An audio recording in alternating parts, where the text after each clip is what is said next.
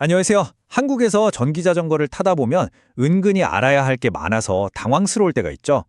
그래서 오늘 전기자전거를 사고, 타고, 관리하는 모든 과정을 알기 쉽게 하나하나 짚어드리려고 합니다.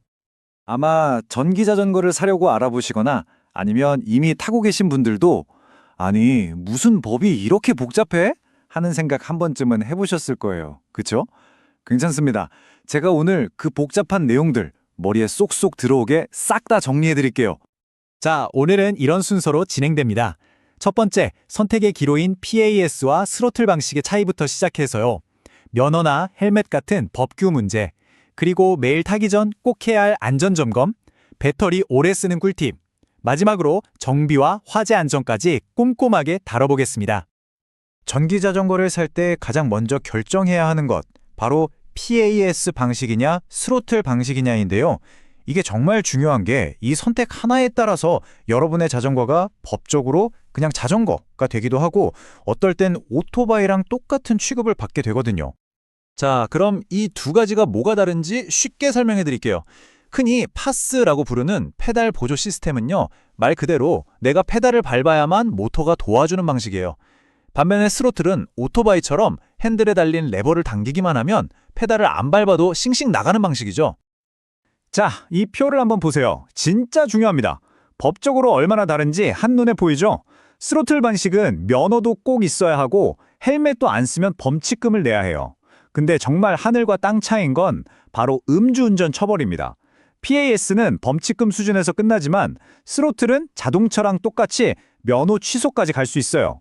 스로틀 레버 하나 편하자고 하다가 정말 큰일 날 수 있다는 거죠. 자, 그럼 법규 이야기로 넘어가 볼게요. 이게 또 많은 분들이 엄청 헷갈려 하시더라고요. 아마 이런 얘기 많이 들어보셨을 거예요. 스로틀 달린 전기자전거는 자전거 도로 타면 불법이다. 과연 그럴까요? 결론부터 말씀드리면 탈 수 있습니다. 네, 가능해요. 스로틀인데 어떻게 그게 가능하죠 하고 놀라셨죠? 중요한 건 스로틀이냐 아니냐가 아니거든요. 자전거 자체가 이 법적 기준만 딱 맞추면 됩니다. 자, 보세요. 딱 이 네 가지만 기억하시면 돼요. 최고 속도가 시속 25km가 되면 모터가 딱 멈춰야 하고요. 자전거 전체 무게는 30km가 넘으면 안 됩니다. 모터 출력도 500W 미만이어야 하고 당연히 KC 국가 인증도 받아야 하죠. 이 기준을 모두 만족하는 자전거라면 스로틀이 달려 있어도 자전거 도로 문제없이 달릴 수 있습니다. 자, 이제 자전거 탈 준비가 거의 됐는데요.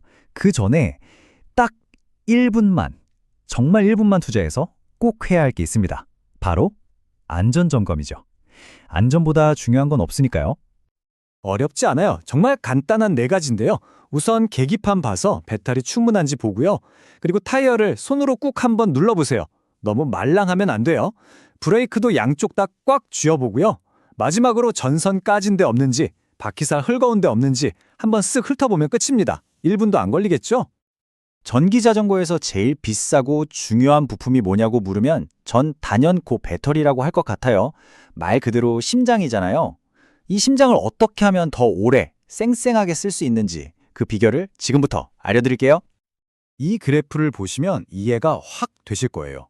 우리 배터리가 스트레스 받지 않고 가장 좋아하는 구간, 즉 컨디션이 제일 좋은 구간이 있어요.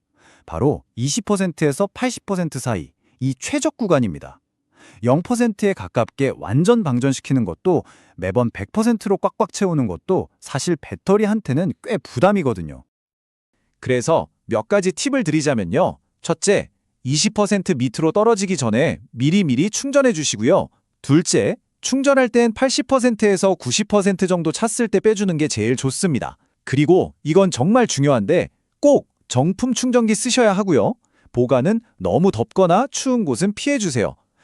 그리고 오랫동안 자전거 안 탈 때는 한두 달에 한 번씩 50, 60%까지만 충전해주는 센스 잊지 마세요. 자, 이제 거의 다 왔습니다. 마지막으로 정비와 화재 안전에 대한 이야기인데요. 이것도 내 자전거와 내 안전을 지키는데 정말 중요하니까 끝까지 집중해 주세요.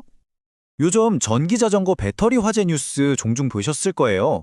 물론 정말 드문 일이긴 한데 한 번 나면 정말 큰일이잖아요. 만약에 내 자전거 배터리에서 불이 난다면 여러분은 어떻게 하실 건가요?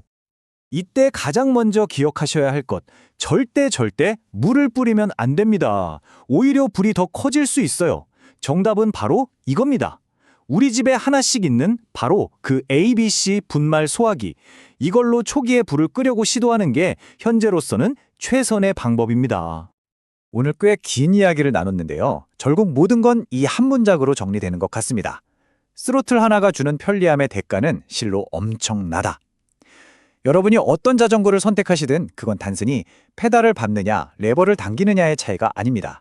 내가 어디까지 법적인 책임을 질 수 있는지, 그 무게를 기꺼이 감당할 것인지에 대한 선택인 거죠. 자, 여러분은 어떤 라이더가 되시겠습니까?